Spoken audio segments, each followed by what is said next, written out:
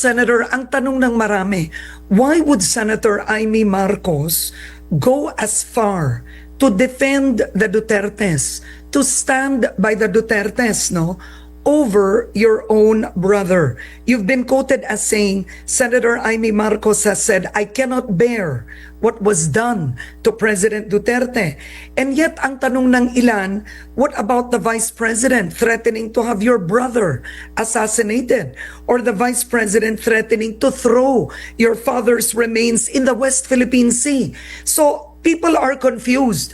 Bakit siya kumakampi sa hindi niya kamag-anak, kapatid niya, at ang kapatid niya na namumuno ngayon ng bansa, bakit niya inaaway? Ako, Karen, Ang sagot doon, Senator.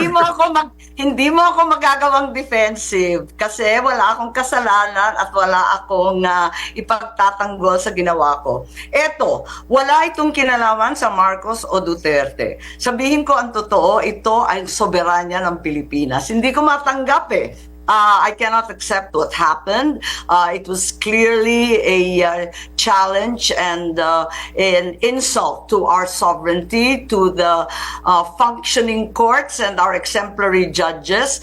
And I cannot accept that this was the right thing to do. It had very, very little to do with being a Marcos versus the Dutertes. Kinakampihan, sabi mo.